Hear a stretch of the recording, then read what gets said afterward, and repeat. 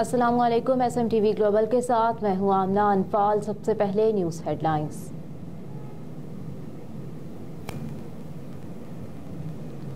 बलूचिस्तान में polling stations और voters की तफसीलात जारी कर दी गई। सूबाई इलेक्शन कमीशन के मुताबिक बलूचिस्तान भर में इंतखाबात के लिए 5028 पोलिंग स्टेशंस कायम होंगे। बलूचिस्तान में मर्दों के 1511, खवातीन के 1317 जबकि 2200 मुश्तरका पोलिंग स्टेशन होंगे। सूबाई इलेक्शन कमीशन के मुताबिक पोलिंग स्टेशंस में 14,882 पोलिंग बूथ बनाए जाएंगे।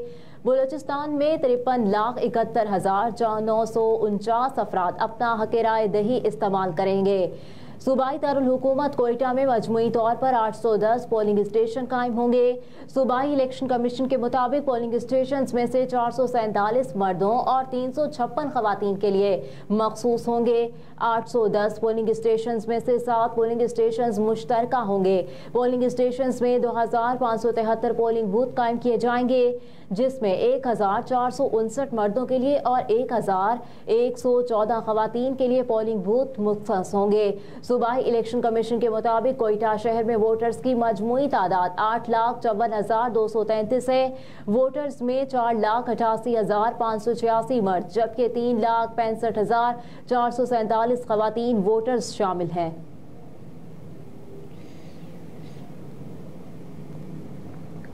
पंजाब के मुख्तलिफ अजला में ज़ाब्ता इखलाक की खिलाफ वर्जियों पर जुर्माने और नोटिस। तर्जुमान सूबाई इलेक्शन कमिश्नर पंजाब के मुताबिक NA 142 साहिवाल में उम्मीदवार उस्मान अली को तरक्याती मंसूबे का इफ्तिताह करने पर नोटिस जारी किया गया। उम्मीदवार उस्मान अली आज डिस्ट्रिक्ट मॉनिटरिंग ऑफिसर के सामने वजाहत के लिए पेश होंगे। तर्जुमान ने बताया कि डिस्ट्रिक्ट मॉनिटरिंग ऑफिसर मुल्तान ने खिलाफ ज़ाब्ता तशहीरी मवाद पर उम्मीदवारों राना कासिम नून, अब्दुल कादिर गिलानी और दीगर को नोटिस जारी किए। मुल्तान में शाहिद महमूद खान और अली मूसा गिलानी समेत 12 उम्मीदवारों को नोटिस जारी किए गए। उन्होंने कहा कि NA 46 इस्लामाबाद में 3 उम्मीदवारों को गैर कानूनी तौर पर इंतखाबी कैंप बनाने पर नोटिस जारी हुए। NA 48 इस्लामाबाद में उम्मीदवार मलिक अब्दुल अजीज को बगैर इजाजत कार रैली निकालने पर नोटिस जारी किया गया।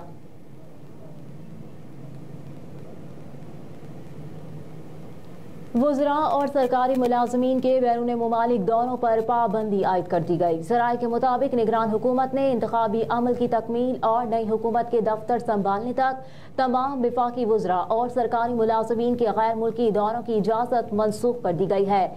वाज़ेह रहे कि मुल्क भर में इलेक्शन कमीशन ऑफ पाकिस्तान ने सदर पाकिस्तान से मुशावरत के बाद कौमी और सूबाई असम्बलियों के इंतखाबात 8 फरवरी 2024 को मुनक्किद करवाने का ऐलान कर रखा है।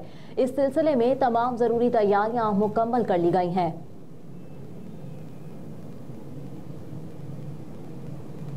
खावर मानिका और बुशरा बीबी की तलाक की दस्तावेजात का रिकॉर्ड लेने की अपील खारिज कर दी गई। लाहौर हाई कोर्ट ने शहरी आफाक की अपील अदम पैरवी की बुनियाद पर खारिज की। अपील करंदा ने दरख्वास्त में मौक़िफ़ इख्तियार किया था कि सिंगल बेंच ने तलाक के रिकॉर्ड के लिए दायर दरख्वास्त को सुने बगैर खारिज कर दिया। बेंच ने मेरिट की बुनियाद पर दरख्वास्त पर समाअत नहीं की। दरख्वास्त गुजार ने इस्तदा की कि अदालत सिंगल बेंच का फैसला कलअदम करार दे और तलाक का रिकॉर्ड फराहम करने का हुक्म दे।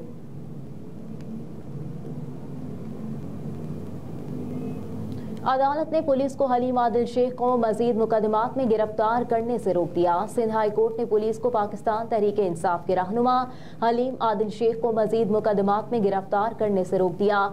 हलीम आदिल शेख की मुतादिद मुकदमात में गिरफ्तारियों के खिलाफ दरख्वास्त पर समाअत हुई। अदालत ने हुक्म दिया कि हलीम आदिल शेख को किसी भी नए मुकदमे या चालान में नामजद न किया जाए। सिंध हाई कोर्ट ने हुक्मनामे की कॉपी IG सिंध और जेल सुप्रिंटेंडेंट को इरसाल करने का हुक्म दे दिया।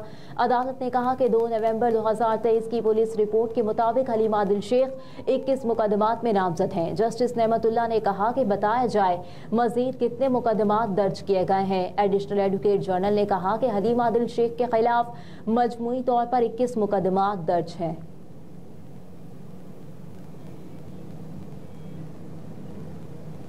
फौजी अदालतों में सिविलियंस के ट्रायल का केस जस्टिस सरदार तारिक बेंच से अलग हो गए। सुप्रीम कोर्ट में फौजी अदालतों में सिविलियंस के ट्रायल से मुतालिक फैसले पर इंट्रा कोर्ट अपीलों पर समाअत करने वाला बेंच टूट गया। फौजी अदालतों में सिविलियंस के ट्रायल पर इंट्रा कोर्ट अपीलों पर समाअत हुई। जस्टिस सरदार तारिक मसूद की सरबराही में 6 रुकनी बेंच ने समाअत की। जस्टिस अमीनुद्दीन खान, मोहम्मद अली मजहर, जस्टिस हसन अजहर रिजवी बेंच में शामिल थे। इनके अलावा जस्टिस मुसर्रत हिलाली और जस्टिस इरफान सादत भी बेंच का हिस्सा थे। समाअत के आगाज पर जवाब एस ख्वाजा के वकील ख्वाजा अहमद हसन ने बेंच पर एतराज उठाते हुए मौक़िफ़ इख्तियार किया कि बेंच की दोबारा तश्कील के लिए मामला जजेस कमेटी को भेजा जाए। इस मौके पर लाहौर बार के वकील हामिद खान ने केस में दलाइल देने की कोशिश, जिस पर जस्टिस सरदार तारिक मसूद ने कहा कि अगर हमने केस सुनना ही नहीं तो दलाइल न दें। हम पर एतराज उठाया जा रहा है कि मैं केस से अलग हो जाऊं।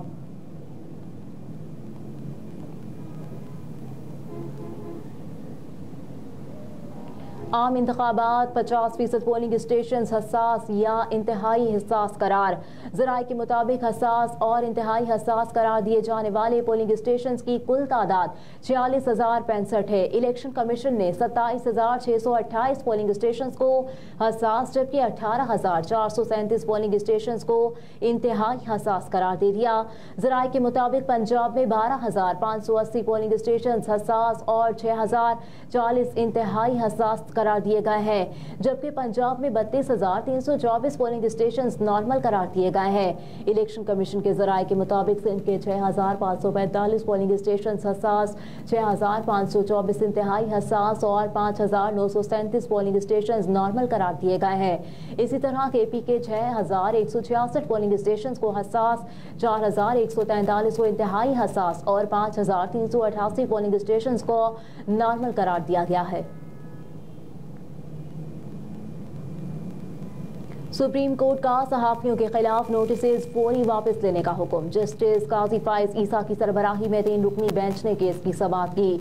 जस्टिस मोहम्मद अली मजहर और जस्टिस मुसर्रत हिलाली बेंच में शामिल थी। अटॉर्नी जनरल मंसूर उस्मान अवान, सदर press association, supreme court Aqeel Afzal अदालत में पेश हुए, जबकि जिन सहाफ़ियों को नोटिस जारी किए गए वो भी अदालत के सामने पेश हुए। समाअत के आगाज पर चीफ जस्टिस काजी फाइज ईसा ने इस्तफसार किया कि कितने केसेस हैं। अटॉर्नी जनरल ने जवाब दिया कि ये 4 दरखास्तें हैं, जिनमें कयूम सिद्दीकी और असद तूर दरखास्त गुजार हैं। चीफ जस्टिस ने इस्तफसार किया कि क्या जर्नलिस्ट डिफेंस कमेटी के पाकिस्तान बार के नुमाइंदे मौजूद हैं। अटॉर्नी जनरल ने जवाब दिया कि जर्नलिस्ट डिफेंस कमेटी अब खत्म हो चुकी।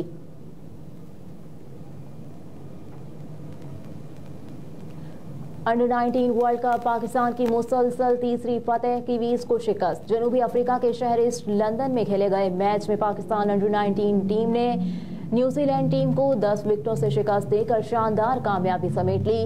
न्यूजीलैंड ने पाकिस्तान को जीत के लिए 141 रन का हदफ दिया, जो ओपनर्स शाहज़ेब खान और शुमाइल हुसैन ने 25.2 ओवर्स में बाआसानी से हासिल कर लिया।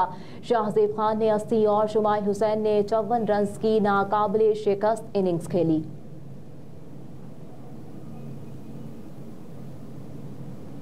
और गलत और गुमराहकुन मालूमात की तशहीर में भारत दुनिया भर में सर फहरिस्त। रिपोर्ट में मोदी सरकार के इंतखाबात को भारत में प्रोपेगेंडा और झूठे बयानिए पर मबनी गलत मालूमात फैलाने के लिए एक अहम जरिया करार दिया गया है।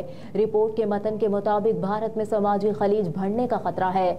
मुबस्सरीन ने कहा कि मोदी हुकूमत ही नहीं बल्कि दीगर सियासी जमातें भी वक्ती सियासी फायदे और इंतखाबात में कामयाबी के लिए बड़े पैमाने पर गलत और गुमराहकुन मालूमात का गैर मामूली इस्तेमाल कर रही हैं। रिपोर्ट में गलत और गुमराहकुन मालूमात को भारत के लिए अगले 10 सालों तक सबसे बड़ा खतरा तस्लीम किया गया। खदशा जाहिर किया गया है कि प्रोपेगेंडे और झूठे बयानिए का वसी पैमाने पर इस्तेमाल भारत में शहरी बदअमनी, एहतजाज और नफरत अंगेज जराइम का बायस बन सकता है।